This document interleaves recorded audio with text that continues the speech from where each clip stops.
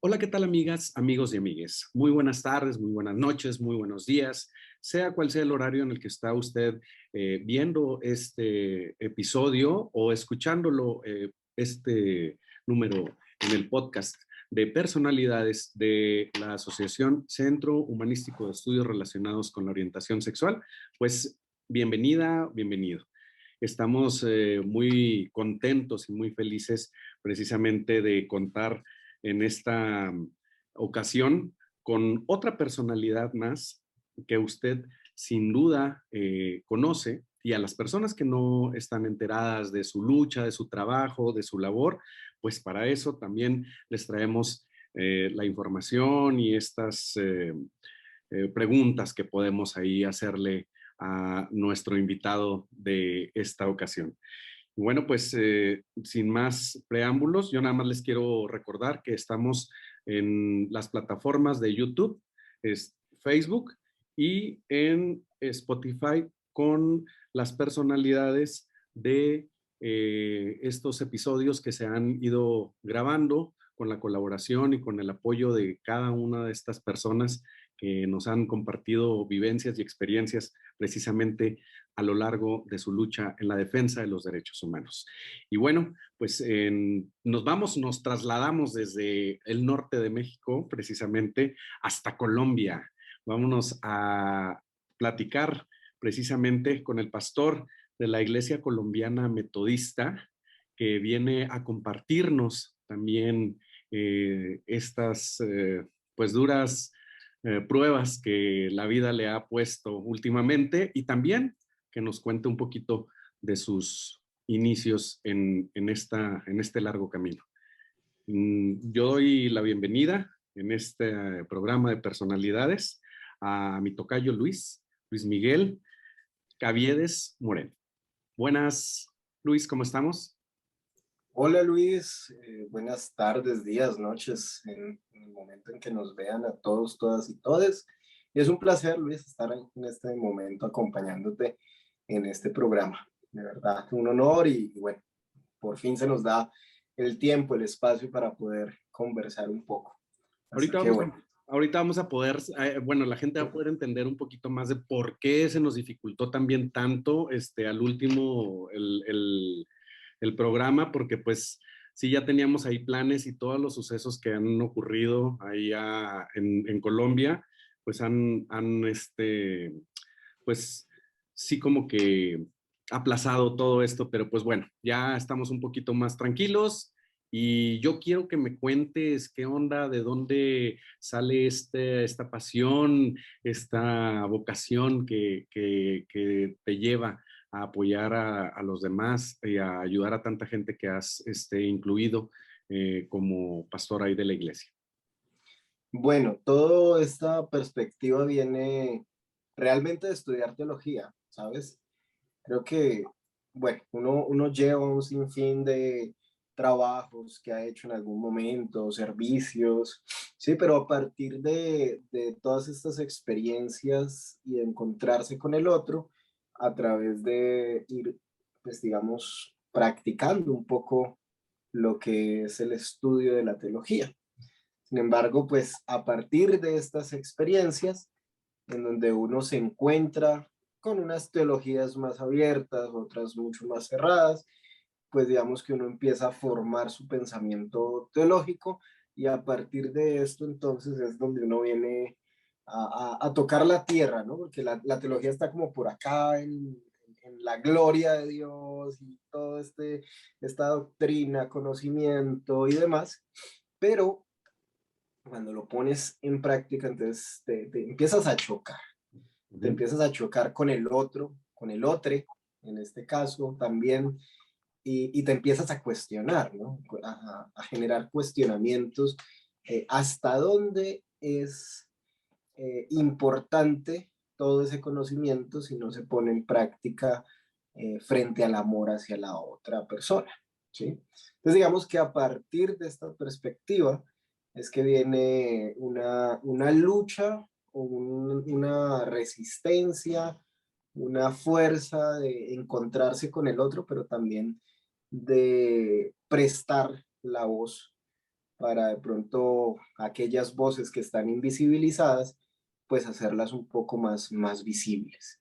De eso tengo que contarte que, bueno, no ha sido lo único, ¿no? Anteriormente, antes de ser cristiano, estuve involucrado en un movimiento animalista, ¿sí? Y a partir de esa experiencia, de estar en lo social, de preocuparme por la vida de un ser más pequeño, realmente una voz que no tiene voz, ¿sí? Un ser que no tiene voz, pues es luchar por aquel ser que también vale su vida, ¿no? Entonces, digamos que a partir de ese momento es donde empiezan, ¿no?, aquellas causas sociales, es en algún momento asumir el vegetarianismo, ¿sí? De un momento a otro asumir que ciertas prácticas dañan la vida y no solamente la vida humana, sino la vida animal.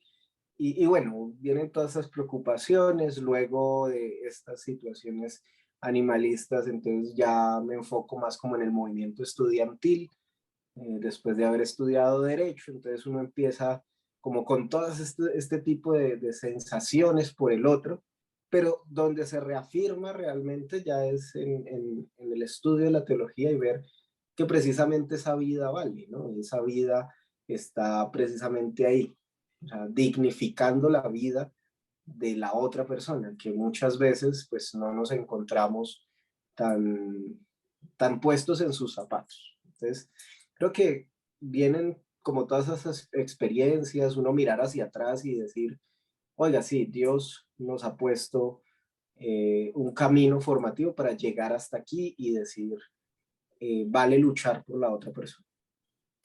Sobre todo porque, bueno, pues lo platiqué yo en su momento con un pastor también que nos hizo el honor de acompañarnos por aquí, también de Colombia, este, que pues en realidad en las religiones, las poblaciones vulnerables, ya no hablemos de la diversidad sexual, ¿no? Las poblaciones vulnerables son precisamente rezagadas o pues ignoradas en ciertos momentos de la caridad o de la ayuda o del apoyo. Claro que cuando tienes que dar alguna aportación, claro que cuando tienes que mover algo social, pues esas poblaciones son utilizadas, pero no son acogidas, no son aceptadas por todas las religiones. No estoy hablando de que ninguna y que todos los pastores o todos los sacerdotes sean iguales, pero pues yo sí admiro mucho al pastor inclusivo que dice, ¿sabes qué? A ti te acepto porque eres una persona, a ti te respeto porque eres una persona. Tú vales lo que eres en esencia, en materia, ¿no? O sea, no por lo que traigas cargando. Y eso es admirable porque sí, mucha gente con todos los prejuicios que tiene la religión, algunas iglesias que te repito, o sea, hasta promueven las terapias de conversión, apartan a los hijos de los padres, apoyan las decisiones precisamente de condenar y de señalar como una aberración o abominación a una persona cuando realmente, pues como dices tú, el centro de todo es el amor y si amamos al prójimo, pues estamos aceptándonos en esa religión y al Todopoderoso que cada quien acepte. De Más o menos. acuerdo, de acuerdo. Más o menos. No, y es cierto, o sea, llega un punto, por lo menos con el tema de la diversidad sexual, ¿no? ¿Cómo llega uno a pensarse a través de esto? Porque igual cuando yo empiezo el camino del cristianismo, el camino del pastorado, lo inicio en una de las iglesias fundamentalistas, o sea, uno, digamos que uno va recorriendo un camino que te lleva hacia eh, lo que tú construyes, ¿no? Y al camino hacia donde se es más respetuoso con el otro. Pero si nos vamos a los caminos donde uno empieza, pues esos caminos muchas veces están llenos de fundamentalismos, esos caminos están llenos, o sea, se confunde ese gran primer amor con un camino de una obediencia que daña al otro o que daña al otro, ¿sí? Y ahí es donde uno se repiensa. Yo recuerdo cuando inicié como pastor de jóvenes, y entonces como pastor de jóvenes, claro, está en el auge, ¿sí? El tema de la sexualidad y bueno, ¿qué se va a decir del tema de la sexualidad?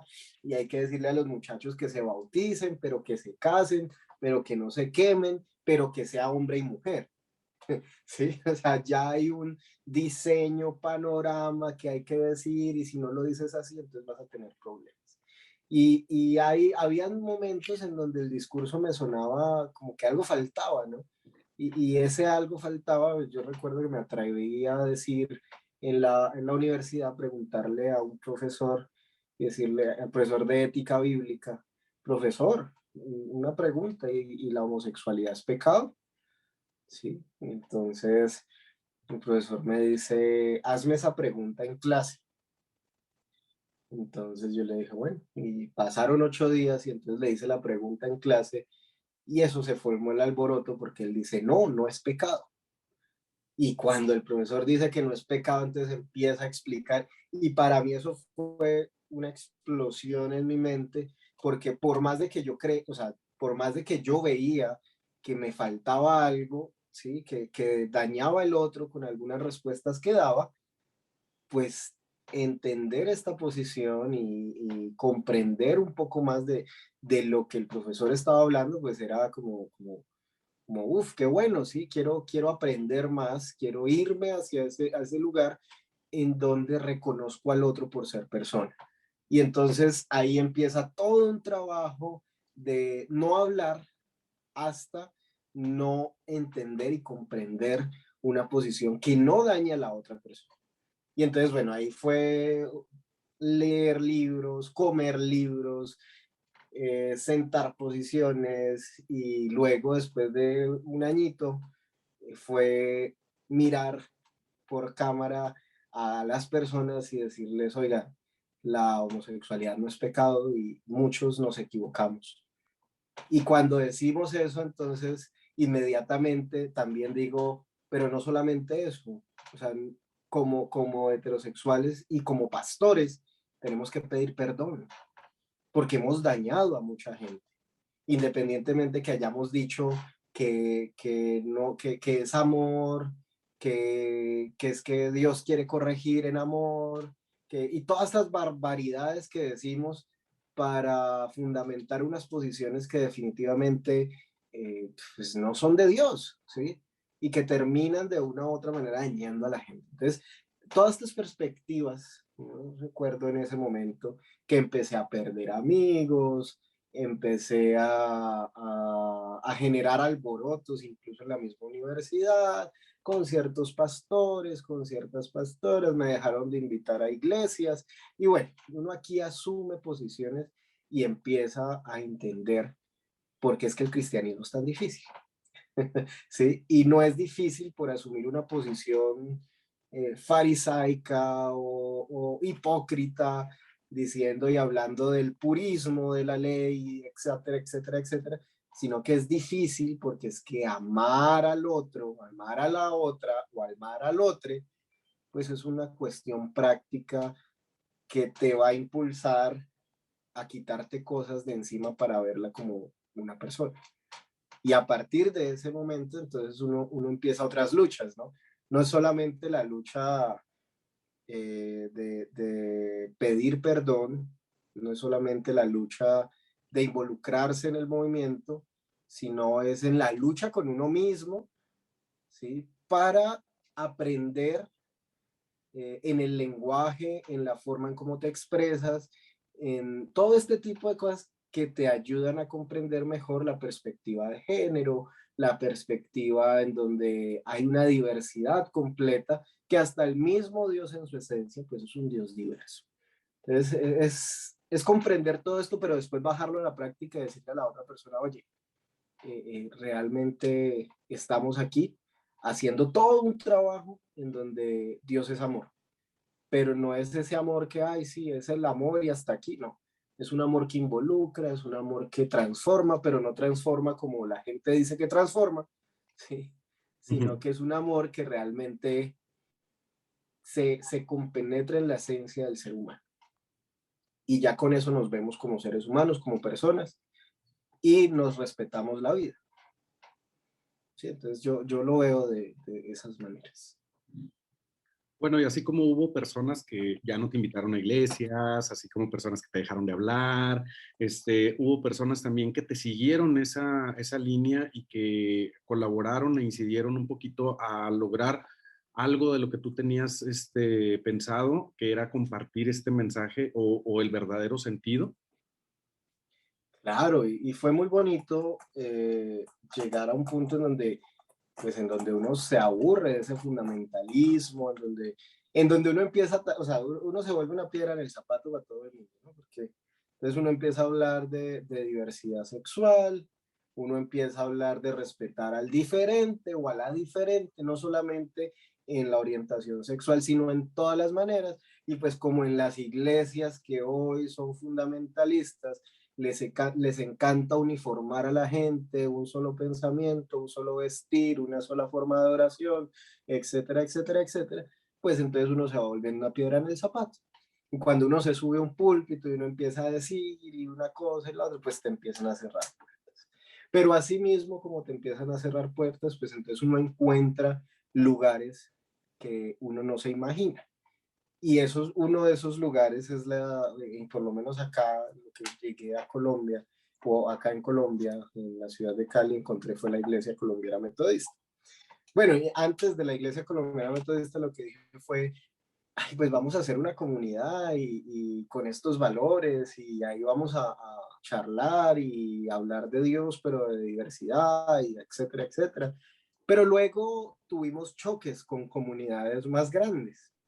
¿Sí? Entonces, bueno, para que esto no nos absorba, entonces lo que vamos a hacer es, uno, no vamos a chocar, pero dos, estemos con una denominación que tenga en principio los valores que podamos servir, ¿no? Que podamos como integrar. Y ahí entonces encontramos a la Iglesia Colombiana Metodista. Y bueno, a partir de eso, amigos, amigas y amigues de todo el mundo, de Latinoamérica, que trabajan esta perspectiva, que son personas que te empiezan a invitar cuando empiezas a hablar de diversidad sexual. Y bueno, a través de eso, pues han pasado algunos años en donde vienen situaciones en los que te encuentras realmente problemas muy fuertes que estos fundamentalismos han hecho en personas, ¿sí? Momentos en donde se ha tenido que escuchar personas que van al borde de la muerte porque no los dejan experimentar su sexualidad, su espiritualidad desde la diversidad sexual, o sea, es que realmente son cosas muy fuertes que muchas veces no se asumen desde el pastorado. ¿Sí? Uno cree que decir un consejo, una orientación basada en Dios, en la Biblia, ya es la palabra de Dios y así fue. No, o sea, creo que a veces somos hasta irresponsables cuando asumimos eso y no vemos al otro a la cara.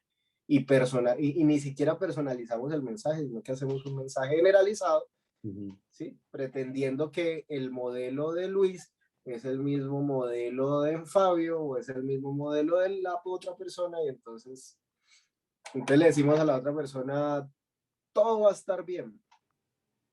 O Dios tiene un plan y un propósito para ti, pero si eres heterosexual. ¿Sí?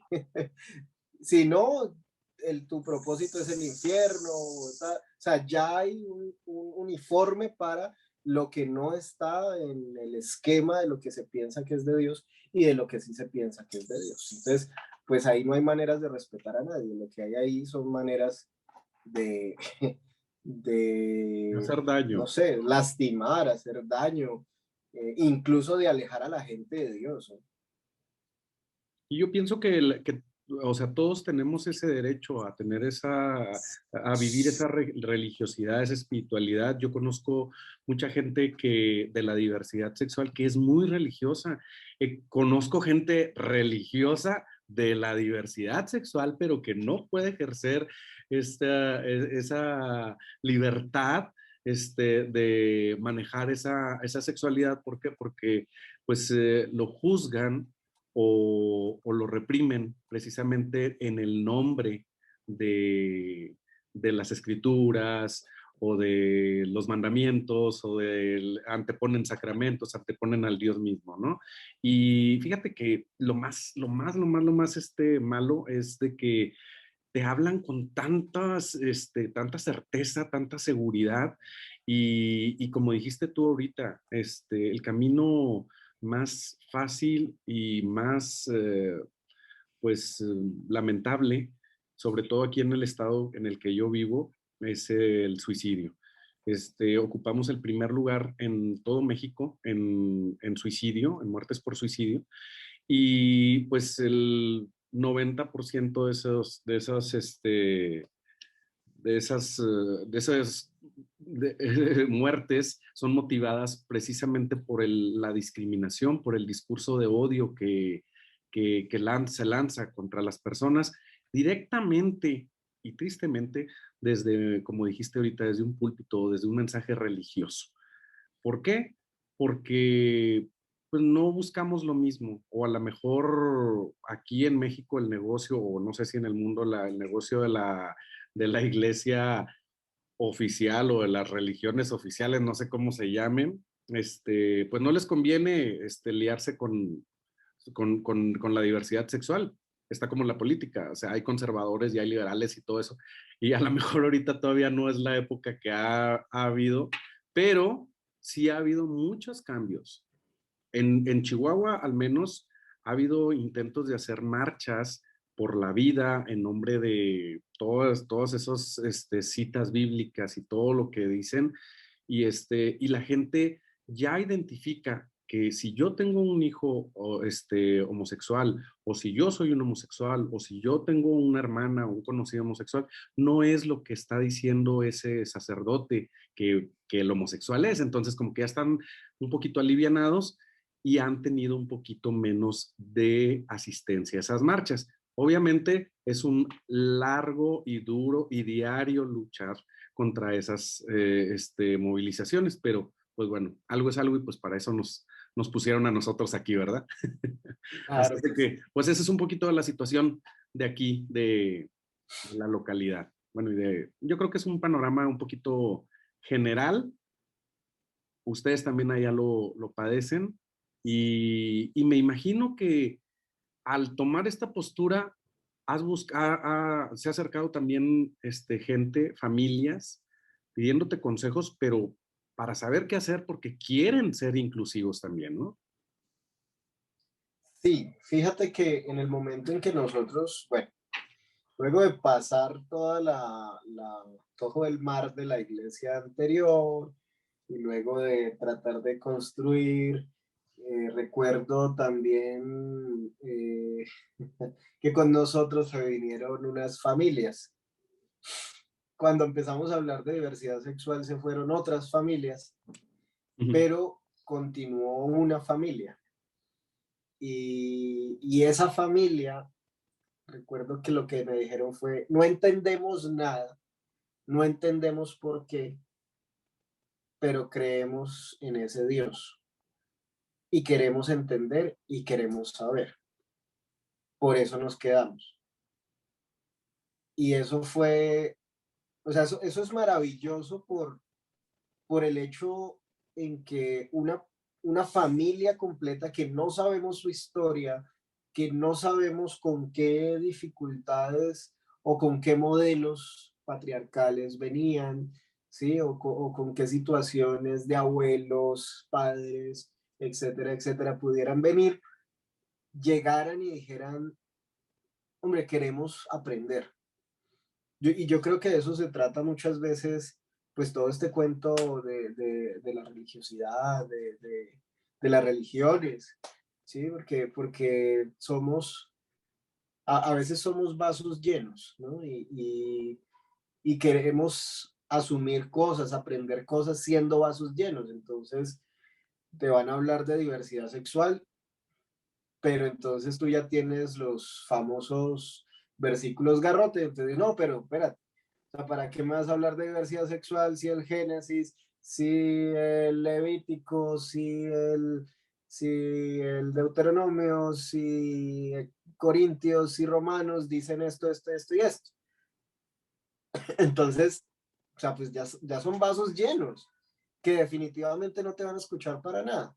Pero hay otros vasos que deciden regarse y decir, no, momento, definitivamente, pues queremos aprender, queremos comprender qué es lo que nos están diciendo, ¿sí? Vemos que las dinámicas del planeta hoy tienen que ver frente a la diversidad. Bueno, queremos saber, porque es que en nuestro diario vivir también nos encontramos con parejas de la diversidad sexual y a veces no sabemos qué hacer.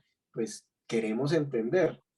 Y entonces se quedaron aprendiendo, entendiendo y aprendiendo pues de una persona que también estaba aprendiendo en su momento, ¿no? Y eso es muy bonito, o sea, aprender juntos, aprender con la comunidad, no aprender desde ese conocimiento de yo lo sé todo y entonces, eh, entonces todos me tienen que seguir a mí sabiendo todo, ¿no? No, más bien como que venga, aprendamos juntos, pues de pronto sí en conocimiento teológico, pues uno está estudiando una carrera completa y a través de eso, pues uno va encontrando herramientas. Pero también está el hecho de seguir ayudando y formando personas que en su diario vivir quieren aprender de la diversidad sexual. Y entonces, pues ahí llegaron familias, esta familia continúa con nosotros, pero también llegaron familias de la diversidad sexual que han sido rechazadas en otras comunidades. Y entonces, como han sido rechazadas de otras comunidades, pues estas familias dijeron, bueno, ¿y aquí cómo es que se vive? ¿Nos tenemos que negar o tenemos que hacernos uno por allá y el otro por allá? Sí, entonces todo eso como que le da a entender a uno toda esa sensación, ¿no? Y pues la anécdota que yo tengo ahorita en la cabeza entra como en el tema de cuando fue mi consagración pastoral. Yo recuerdo que invité a un amigo que él es ateo. Y bueno, o sea, fue una invitación de, ve, mañana es mi consagración pastoral, me gustaría que fueras, chévere. Y llegó, y llegó y entró y compartió con la comunidad. Y entonces dijo, este es mi acercamiento más grande que he hecho a Dios. Y si yo pensara en un Dios, y en una comunidad de Dios lo pensaría así. Así es una comunidad en la que conviven personas, mujeres trans, parejas de la diversidad sexual, ¿sí? Personas abiertamente homosexuales, familias heterosexuales, y conviviendo juntas y asistiendo a un evento en donde pues se está comprometiendo toda una comunidad a servir y llegando a un punto también en compartir la cena, ¿no? Y compartir la cena con una persona que no cree, que es ateo, que le huye a la religiosidad fundamentalista y estar ahí sentado compartiendo la cena junto con aquellos o aquellas o aquellas que son rechazados por las demás sociedades eclesiales. Entonces, eso amplía el panorama un poco y nos da a entender que hay cambios y que, claro, esos cambios van a ir poco a poco porque las instituciones son lentas, pero no solamente es la institución, es lo que puedas hacer como persona, ¿no? La responsabilidad que tengas como líder, como pastor o como persona del corriente, ¿no? Como laico, llegar a un punto en decir, hey, no, párale a ese chiste, esto hace daño, no hables de esa manera, oye, por favor, respeta, porque mira que yo creo que esas formas también nos ayudan a dar otra perspectiva de nuestro cristianismo, que no solamente está encerrado en cuatro paredes, sino que va en esa perspectiva de las personas que están a nuestro alrededor. Fíjate que das en el clavo precisamente de una cosa que estoy ahorita yo analizando desde que estábamos ahí planeando la entrevista. Tú estudiaste Derecho y estudiaste Teología. En el mundo del derecho, bueno, pues se tiene que seguir la modificación y la rectificación de las leyes y el avance, el progreso y todo. Y en lo que es teología, bueno, pues ya estamos explicando, me estás diciendo tú todo lo que pues estás estudiando y estás ahí, en México se dice macheteando, así como que dándole al estudio. Entonces, cuando llega la ley y choca con este mensaje de la religión, ¿sí? Y se antepone el derecho humano que pues es marcado protegido pues por las leyes, que mucha gente dice, es que eso lo podrán poner en el papel, lo podrán cambiar en la legislación o en el Congreso, pero en la Biblia no lo van a poder modificar. Qué difícil es para la gente hacerle ver eso, que como tú estás diciendo, no es nada más que seamos cristianos de cuatro paredes o que seamos LGBTescos de cuatro paredes, ni que seamos de nada, o sea, encerrados.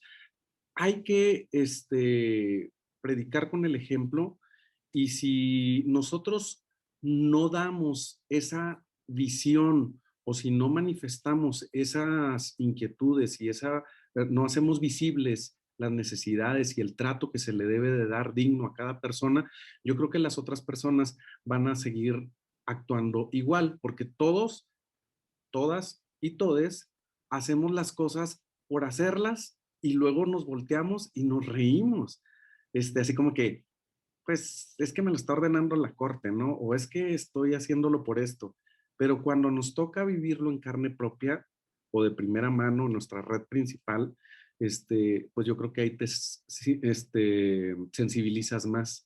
Por eso te digo, me llamó mucho la atención ahorita que estaba viendo tus estudios, hice teatro, estudió teología y derecho y todo, y le dije yo, qué contradictorio, pero pues qué chido, qué padre, porque pues aquí en México existe una separación iglesia-estado y es lo que siempre nosotros peleamos, estado laico, pero no estamos peleados a que el LGBT se mezcle en asuntos de la iglesia, ni que la iglesia se mezcle en asuntos LGBT, pero con inclusión. Claro que cuando hay cosas de odio, pues ahí sí nos pronunciamos y decimos, oye, pues lo único que buscamos es la convivencia y la espiritualidad, ejercerla, ¿no?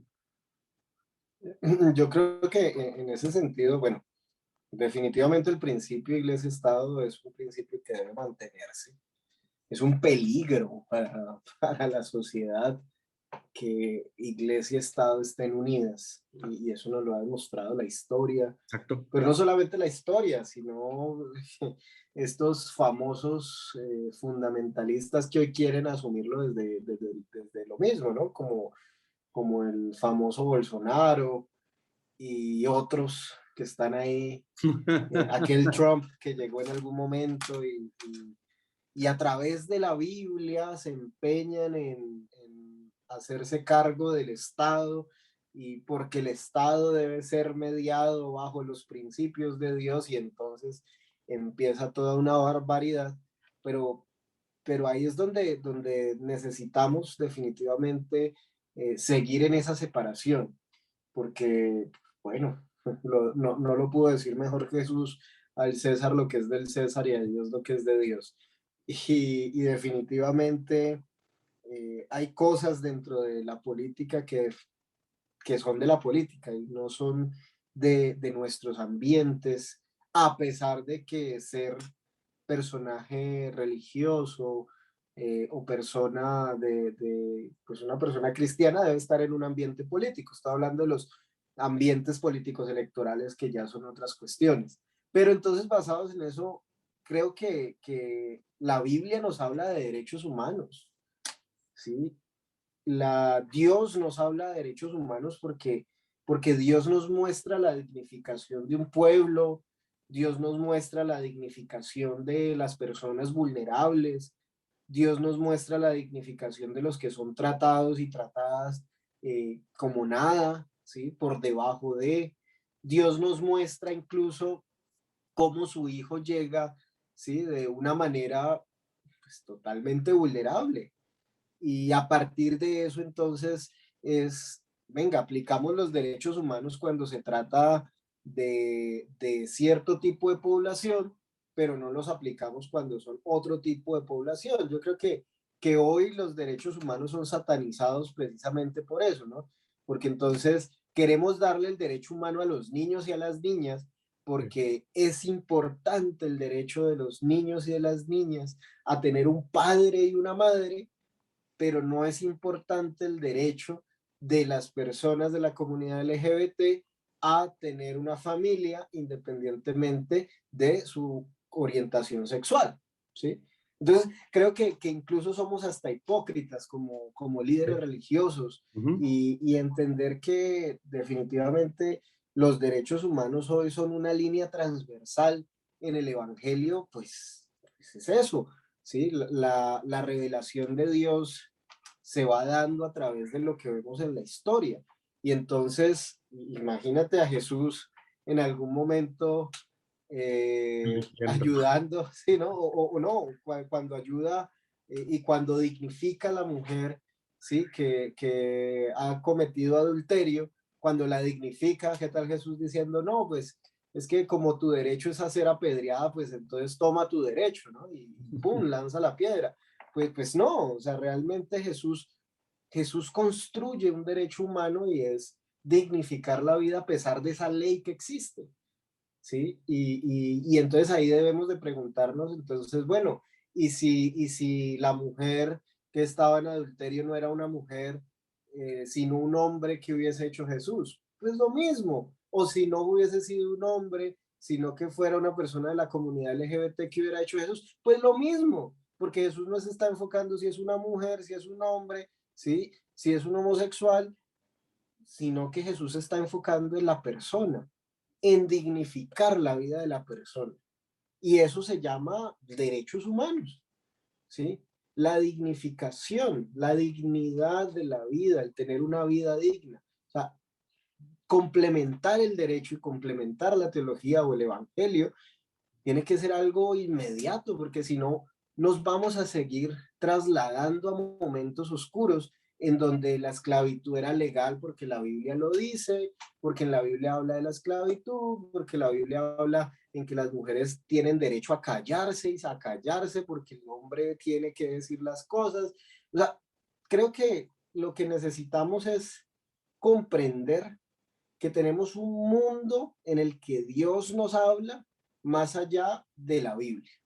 Y si eso lo entendemos, pues entendemos que la revelación continúa en los espacios de derechos humanos y que en algún momento de la historia en donde solamente el hombre patriarcal, incluso aquella masculinidad, macho y demás, tenía sus derechos, pues hoy todos tienen los derechos, todos, todas y todes.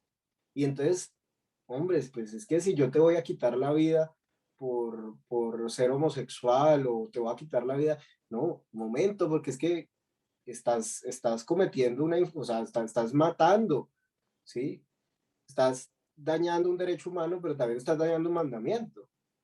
Porque es que el mandamiento no dice no matarás, exceptuando tal, tal, tal. No, eso no lo dice. Ujú. ¿Sí? Entonces, a partir de eso, no, yo veo la Biblia o veo el Evangelio y veo los derechos humanos y eso van allí de la mano. Porque si no, o sea, yo no podría ser cristiano, por ejemplo. Pues sí.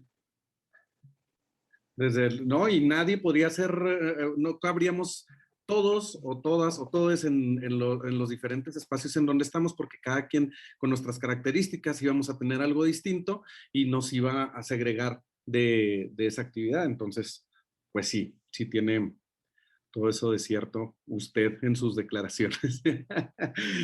Entonces, cuéntame, haciendo un poquito de lado, y basándonos un poquito con eso, ¿cómo es un día en la vida del pastor?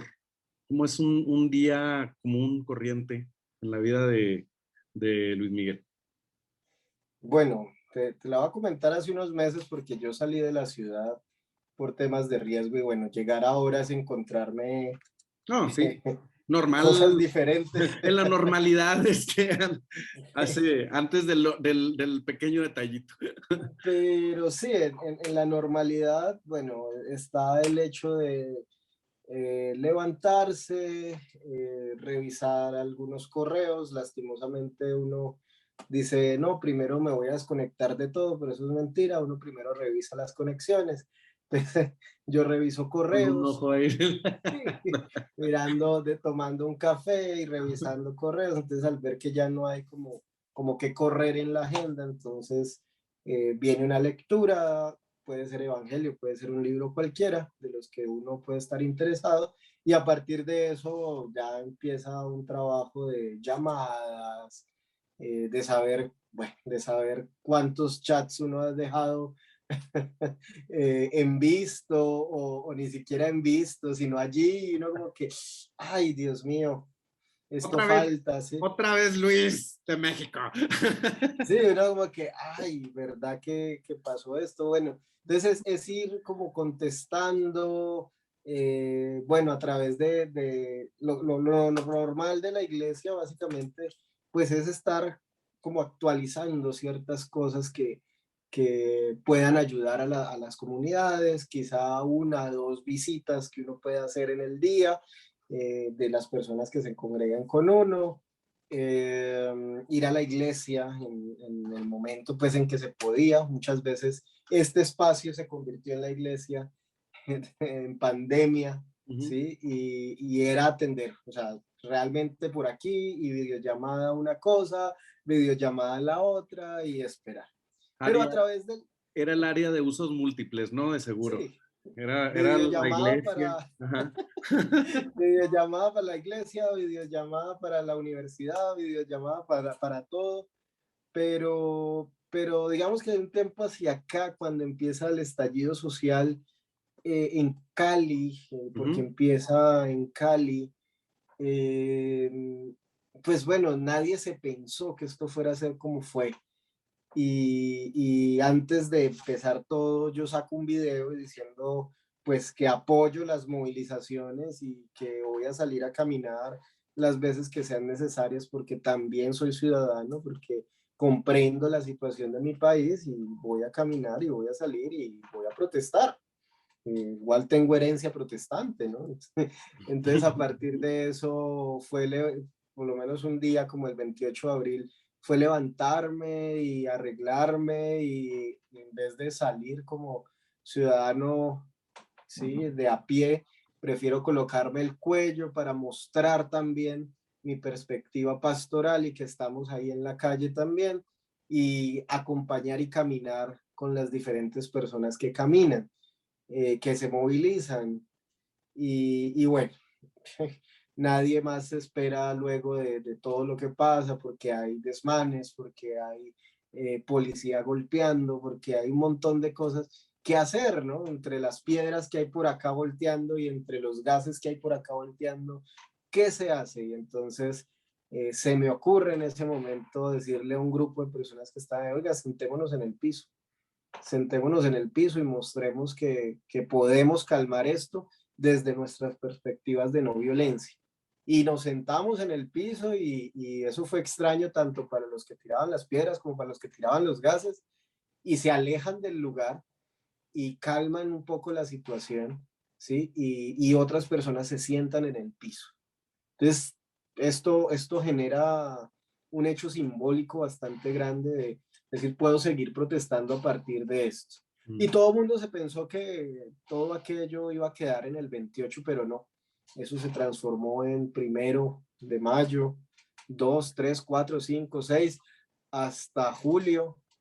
Y bueno, lastimosamente y con la pena en el alma, asesinan a jóvenes y jóvenes con los que uno ha contado en algún momento, con los que uno ha estado rodeado, con familias, con personas que hoy ya no están y que no se les ha hecho justicia. Esos días era levantarse, revisar en el celular y ver cuánta gente habían matado el día anterior para levantarse y seguir resistiendo, para levantarse y seguir hablando con la policía, diciendo, oigan, pueden hacerse un poco más atrás, oigan, pueden hacerse un poco más allá, por favor déjennos protestar, estamos protestando de manera pacífica, estamos haciendo todo este tipo de situaciones.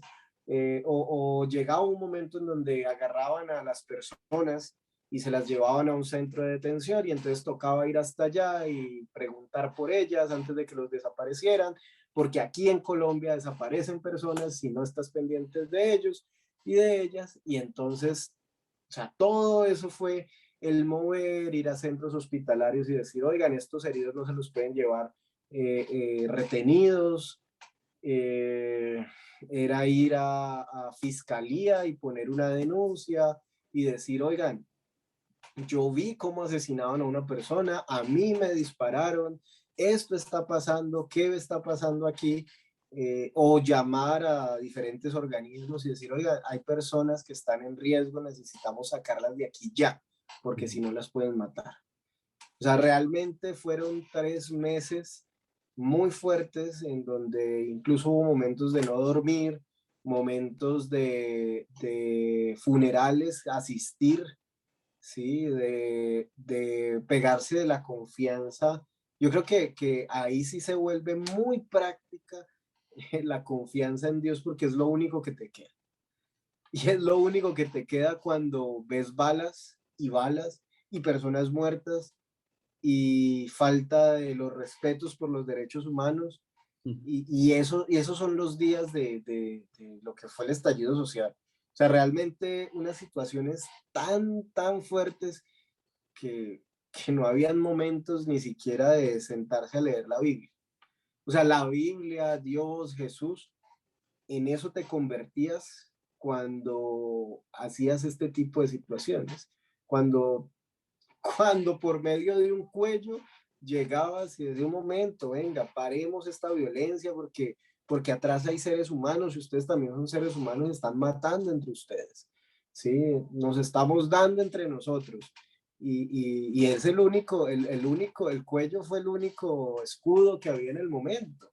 ¿Sí? O llegar en situaciones en donde era ir y recoger con la gente, con las personas de las misiones médicas, al herido que si no se recogía, pues moría en la calle. O sea, todo eso sucedió y todo eso era desde ni siquiera una perspectiva pastoral, porque esto no te lo enseñan en ningún seminario, esto no te lo enseñan en ningún lado, pero es centrarse en la realidad del Evangelio y decir, hombre, ¿será que Jesús saldría a correr por una vida? ¿Será que Jesús se encapucha y va y salva una vida? ¿Será que Jesús le dice a una persona, cálmese porque es que están asesinando, están matando, esos gases le están llegando a los bebés, esos gases están llegándole a los abuelitos que no pueden respirar? Todo ese tipo de cosas uno se lo piensa mientras uno dice, ¿será que vale la pena hacer práctico el Evangelio? O sea, lo que está ahí, esas palabras, realmente sirven en estos momentos y claro que sirven, claro que sirven. Entonces, esos fueron los momentos, los días difíciles, levantarse a las 7 de la mañana porque a las 8 empezaba la primera protesta y no sabías cuándo acababa, podría acabar 9 10 de la noche o si la situación era mucho más grave, pues seguir derecho. Y incluso así pasé el día de mi cumpleaños, ¿sí? Nadie sabía que estaba de celebración y tampoco lo iba a poner a disposición de toda la gente, pero sí era el servir y servir estando en el terreno en donde Dios nos ha puesto para hacer del Evangelio algo práctico. Entonces esos fueron los días y a través de eso yo creo que es servir, ¿no? En cada momento en donde te encuentras, porque pues para eso has asumido el Evangelio. Entonces, pues digamos que esos fueron los días más apremiantes. Hoy por hoy, los días también, pues hoy que volví definitivamente, que he vuelto a ver como las realidades, pues es entrar en realidades de, oye, me están amenazando, tengo unos carros afuera que en este momento no sé quién son y si salgo me da miedo estar por fuera. Oye, es que me llegó una amenaza por mis redes sociales. Mira, es que no tengo con qué comer porque a través de todo lo que pasó en el paro, pues me quedé así. No tengo trabajo, no tengo nada. ¿Qué hago?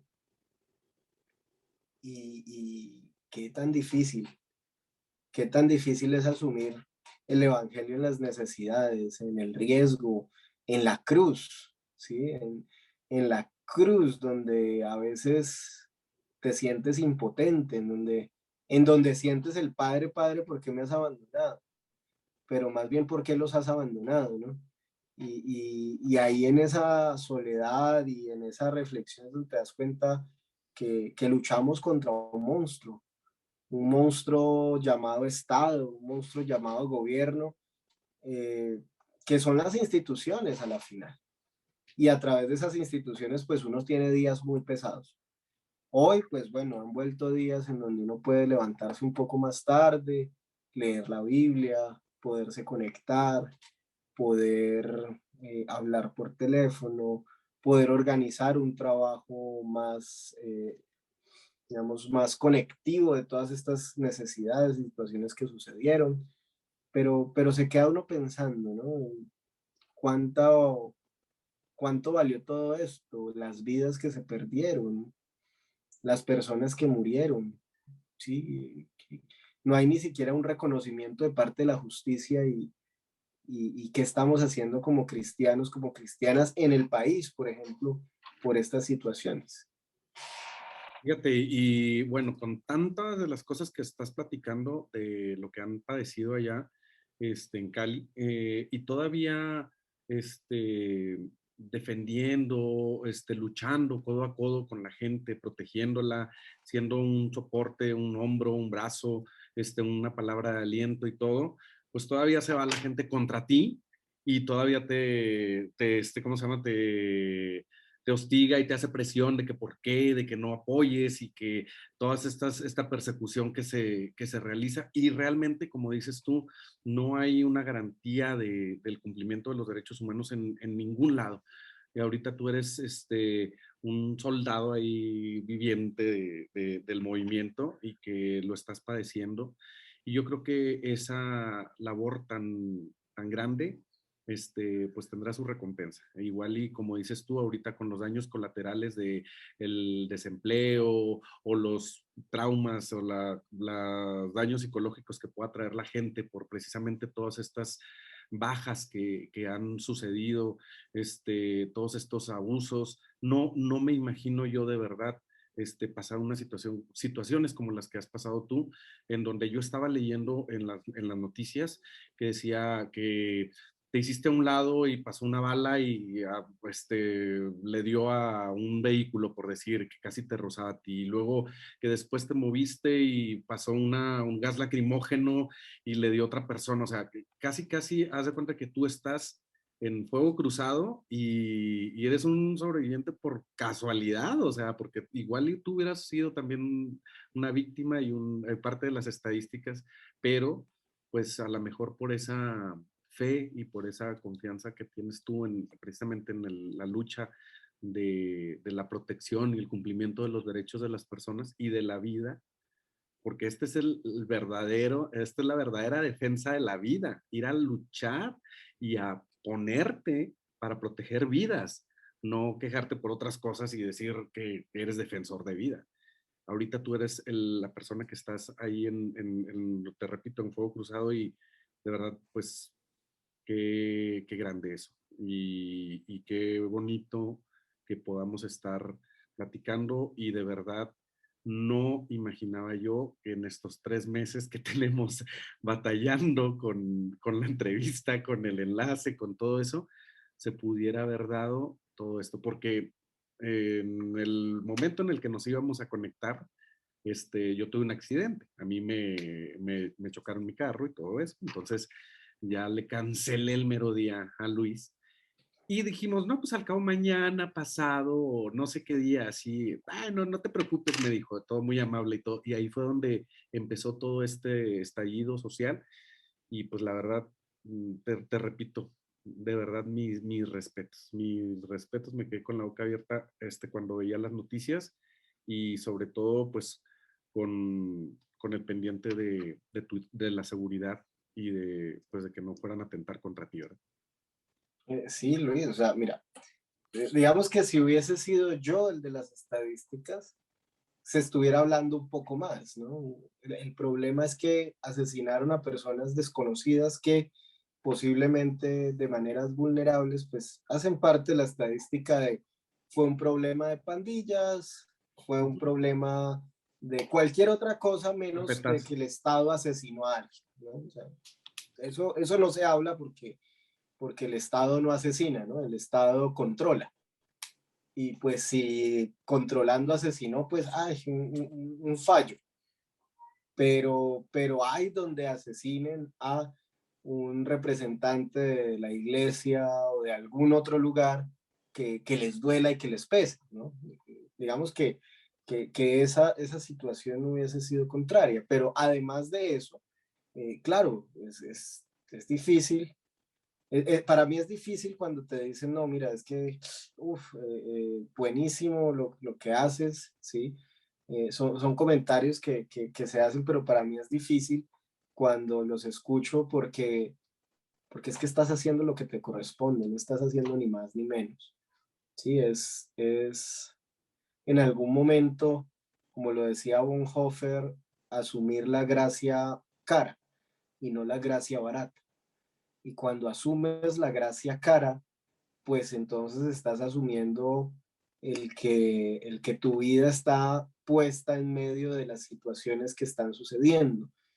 Y tal como Bonhoeffer lo hizo en la resistencia contra el movimiento nazi, pues definitivamente es que no hay otras maneras, ¿sí? Y no hay otras maneras, llámese la lucha de la diversidad sexual contra los fundamentalismos o llámese la lucha de las mujeres para que se tengan en cuenta en medio de todo eh, definitivamente mundo patriarcal, Ujú. o incluso las luchas de los pueblos vulnerados y empobrecidos porque se les tenga en cuenta como pueblos en dignidad y que necesitan reexistir. O sea, yo creo que el Evangelio es esto.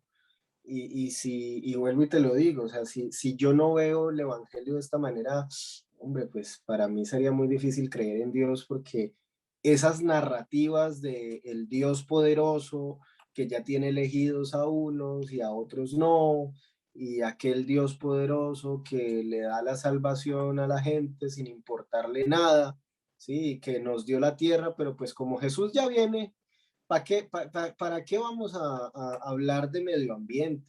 Ujú. ¿Para qué vamos a hablar de la vida si Jesús ya viene, ¿no? Cuando venga Jesús, Él lo arregla.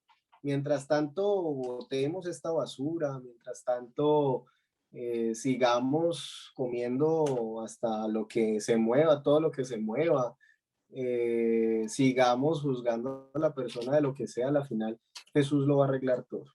Y creo que en ese Dios no creo y si esa fuera la única perspectiva de Dios, pues sería ateo tal cual como mi amigo lo vio en sus momentos. Pero es eso, es hacer lo que te corresponde en el momento que te corresponde. Si no, Sí, sí, a eso vamos, y eso lo sabes tú, y eso fue tu impulso, eso fue tu reacción y tu deseo, tu necesidad, tu mandato. Pero hay mucha gente que tiene la misma preparación que tú y no la misma visión, y hay mucha gente que no le costaba nada quedarse acostado en su casa y pues seguir revisando sus correos mientras se tomaba su café y lanzar Zooms y platicar y decir y todo eso. Y te apuesto, me quito el nombre casi casi, si no posteaba y decía, me dueles Colombia, me duele todo lo que está pasando y todo eso. Entonces, no es por hacerte la barra, como decimos aquí en México, ¿no? O sea, como que alabarte y todo. No, no, no. Mis respetos por eso y pues yo creo que sí, sí es cierto. La gracia cara es algo que pues es de ya y es algo que te va a mover. No se pregunta, no vas a echar una moneda a ver si te cae gracia cara o gracia al... No. O sea, ahí se te va a dar. Pero sí hay que decirte que dentro de las historias de los defensores de los derechos humanos, dentro de las historias de personalidades, ahora todo lo que hemos tenido aquí en estos programas, en estas ediciones, de verdad, es gran suerte, de verdad, ahorita contar contigo, porque si no, te digo, yo hubiera dado por hecho que hubiera sido parte de las estadísticas, así como con toda la situación y todas las cosas y todas las tragedias que ocurrieron ahí. Como dices tú, era nada más de abrir las redes para checar las listas y decir, híjole, ahora fue este o ahora fue este otro. Entonces, pues qué bueno, gracias a Dios que no te pasó nada y qué bueno que estás también ahora en lo de después para poder dar ese clic a las personas que necesiten ese tratamiento, ese acompañamiento para que puedan sanar y volver a retomar sus vidas a partir de las pérdidas y de la experiencia que fue para ellos en esto. Entonces, pues, de verdad, nos quitamos el sombrero y pues que esperemos que Cali, que Colombia, que el mundo, que Latinoamérica sea un mundo mejor para todas y para todos y para todos. No sé si quieras platicarnos, compartirnos o agregar algo más y de verdad, te digo, yo estoy súper asombrado y encantado con esta plática. No, Luis, de verdad, muchísimas gracias. Mira que, claro, no, no, pues, claramente, yo creo que son tiempos difíciles, sí, pero son tiempos difíciles donde hay que asumir posiciones, en donde hoy la iglesia no se puede quedar en sí, es que hay que defender la vida, pero eh, hay situaciones que no, o sea, no, no, no. O sea, si Dios ha puesto a la iglesia en algún lugar, es al lado de la gente. Y si nos vamos más allá, es al lado de la gente que ha sufrido alguna vulnerabilidad. Y ahí no podemos hablar desde la comodidad. Hoy estamos hablando desde la comodidad de nuestras casas. Perfecto. Pero si nos quedáramos aquí, como tú lo decías ahora, haciendo Zooms, haciendo Facebook Live y diciendo me dueles Colombia o me dueles México por el temblor o sí, o pongo la banderita de mi país o del país, pero no estoy haciendo nada más. O si digo, ay Señor, oremos por tal, y definitivamente como seres humanos no vemos o no ponemos el accionar, pues difícilmente estamos siendo cristianos, difícilmente estamos practicando nuestra ética. Así que, pues las últimas palabras serían esas, ¿no? Como líderes, lideresas, que asumamos nuestra posición, bueno, como personas religiosas que creen en el Dios de la vida, en el Dios que es padre y es madre, en el Dios que acepta y que ama a cualquier persona, independientemente de cualquier condición que le haya dado como ser humano, pues si creemos en ello, hagamos práctico el Evangelio.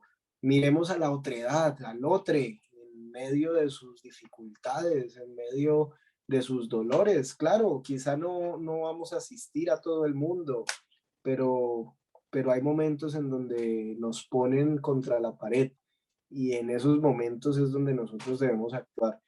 Eh, yo no lo llamaría, eh, no, pues bueno, pues quitando un poco como todo el sentido militar del tema, no lo llamaría como un soldado, pero de verdad sí como, como un servidor, como aquel o aquella que sigue a Jesús independientemente de si el otro tiene armas, si el otro tiene poder, si el otro tiene la consideración de estar por encima de mí. No, yo creo que ahí es donde podemos seguir a Jesús y es donde aquella rebeldía de Jesús se hace práctica, no desde la violencia, sino desde prácticas de no violencia que nos ayuden a cambiarle el chip a la gente de una manera diferente. Por eso amo estos programas, amo estas conversaciones que nos permiten hacer clic, que nos permiten mirar a la diversidad, no como, uy, qué extraño, sino como que, uy, qué chévere. Esto es un valor divino, un valor de Dios y hay que abrazarlo. Y ese sería el llamado a las personas y hacer las cosas en el momento que tengamos que hacerlas. Basta de decir Dios ama la justicia y no buscar hacer justicia. O Dios ama la paz, pero no tenemos nada de paz. Así que, pues, que sea Dios dándonos la fortaleza, la resistencia para poder asumir estas posiciones y hacer de la iglesia un lugar más humano. Debe de ser, tiene que ser, porque pues como te digo, hay muchas personas que buscan eso, sean o no sean parte de la diversidad sexual. Y no tiene que hacerse distinción. Y pues, de hecho, es la gente pues la que manda, la que decide, la que levanta, la comunidad es la que empodera, la que ayuda, la que aporta. Entonces, si hay diversidad en esa comunidad, pues es como en todos lados, como en cada ciudad, como en cada población, pues la clave nada más es la buena convivencia y la inclusión. Entonces, yo por eso te repito, ay, aquí en acá se me cayó, mi admiración, mi respeto, y me quedo con esa metáfora así como que de lo que acabas de decir, de lo que acabas de platicar, de cuando estaban en los enfrentamientos, por eso lo visualicé yo así como el ejército, los soldados, ustedes los soldados buenos y los soldados otros malos, bueno, no malos, sino del otro equipo. Pero cuando dices tú que se bajaron y todo y que pararon, o sea, esos ataques al menos contra ustedes, yo creo que hay veces que fuego, lo queremos repeler con fuego, también con violencia, con ataques, con cosas de odio y que si tú a mí me dices una palabra, yo te digo una más fuerte y si tú a mí me dices que yo soy un gay, un joto, un homosexual, un amanerado, una lesbiana, un bisexual, no sé, busco otra cosa para ofenderte a ti dentro de tu fisonomía, dentro de tu intelecto, dentro de tu género. Entonces, yo creo que sí es un poquito bajar la guardia y decir, ¿sabes qué? No quiero problemas, porque no es por darle el gane. Ustedes no les dieron el gane a las personas que les estaban atacando, sino hicieron que bajaran ellos la guardia para que no les hicieran daño y para que pues, no terminaran precisamente con su vida. Entonces, pues eso es un aprendizaje muy grande y seguramente esta es parte de muchas historias que seguiremos compartiendo, Luis, a través de y de muchos enlaces que espero que tengamos y pues la cordial invitación para que andes acá por tierras norteñas, acá para que vengas a conocer la Sierra de Chihuahua. Y cómo no, vengas a darles un poquito de inclusión a las iglesias de aquí y algunas pláticas de la óptica que tienen ahí en la iglesia metodista para con las personas de la diversidad sexual. Claro que sí, Luis, y antes de despedirme quiero recomendarte un libro, precisamente a ti y a todos. Se llama Amores bajo censura o Amores bíblicos bajo censura, ¿Sí? Sexualidad, Género y Traducciones Erróneas. Realmente es un libro que sale este año, salió este año, de Renato Linz. Es un libro que nos ayuda mucho a comprender porque muchas veces como personas de la diversidad sexual, ¿Me oyes otra vez? Ah, listo. como personas que defendemos o que hablamos acerca de la diversidad sexual, en medio de todo esto nos quedamos con algunas cosas y es el lenguaje que repetimos y es lo que decimos, pero hasta ahí. O sea, no podemos devolver definitivamente fuego con fuego, pero, pero si queremos de verdad asumir estas posiciones y no solamente atacar, hay Ujú. que informarnos y trabajar. Y yo creo que el autor del libro, Renato, ha dedicado toda su vida realmente a todo este tipo de situaciones. Y bueno, esto es una cumbre de sus investigaciones y demás que vale la pena. Así que esa es la recomendación para, bueno, para quienes nos están viendo, quienes nos van a ver y para ti también. De verdad es un muy buen libro para que entre todos y todas y todos sigamos aprendiendo. No, pues nosotros vamos a estar puestísimos para cuando salga, luego, leerlo, compartirlo, analizarlo y decirle, ¿sabe qué? Pues esto lo tiene que leer toda la gente. ¿Dónde podemos localizar al pastor? Si queremos ponernos en contacto con él o si queremos alguna consulta, si tenemos alguna duda, no sé. ¿Tus redes? ¿Con quién? ¿Conmigo? Sí, señor. Bueno, mis redes sociales están como en Facebook, como Luis Miguel Caviedes. Ahí pueden mandarme la notificación. Por Instagram está como Teo Pastor Luis, un poco largo, pero digamos que trato de visibilizar lo que uno es.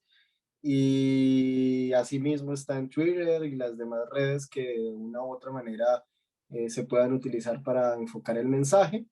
Así que nada, por allí nos ponemos en contacto y estamos igual en medio de todos estos canales para seguir compartiendo. Gracias, Luis. Genial, pues muchas gracias. No, hombre, gracias a ti. Un honor de verdad y pues te reitero, que todo siga bien por allá, que cada vez se compongan más las cosas y pues que en tu comunidad al menos sigas con esta lucha tan interesante, tan importante por el bien de todas, todos y todas. Gracias, Luis. Gracias a ti por el programa, a las personas que nos ven. Y bueno, que de verdad que sea un programa interesante en todo lo que estamos hablando. Un abrazo, bendiciones. Gracias. Bueno, pues nosotros hasta aquí llegamos. Les damos las gracias en una emisión más de Personalidades para Cheros AC.